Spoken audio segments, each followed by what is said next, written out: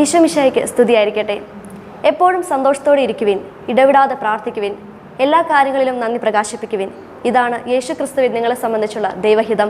1 തെസ്സലോനിക്ക 5-ാം അധ്യായം 16 മുതൽ 18 വരെയുള്ള ഈ തിരുവചനത്തിലൂടെ ഈ ഒരു നോമ്പുകാലത്ത് എന്തായിരിക്കും ഈശോ നമ്മളോട് പറയാനായിട്ട് ആഗ്രഹിക്കുന്നത്?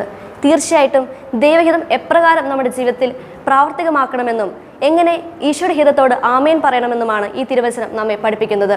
സന്തോഷത്തോടെ ആയിരുന്നുകൊണ്ട് ഈ ഒരു നോമ്പുകാലത്ത് ഭൗതിക സന്തോഷങ്ങളിലേക്ക് അപ്പുറമായി ആത്മീയ സന്തോഷത്തിലായിരിക്കുവാനും നമ്മുടെ സാന്നിധ്യം കൊണ്ട് മറ്റുള്ളവർക്ക് സന്തോഷം പകരുവാനും ദൈവം തന്ന അനുഗ്രഹങ്ങൾക്ക് ദൈവത്തോടും മറ്റുള്ളവരോടും നന്ദിയോടുകൂടി വർത്തിക്കുവാനും ഒപ്പം പ്രാർത്ഥന അധിഷ്ഠിതമായ ഒരു ജീവിതം നയിക്കുവാനും ഈ തിരുവചനം നമ്മെ ഓർമ്മിപ്പിക്കട്ടെ. അതിനായി നമുക്കെല്ലാവർക്കും പ്രാർത്ഥിക്കാം. ഈശോ നമ്മളെല്ലാവരും അനുഗ്രഹിക്കട്ടെ.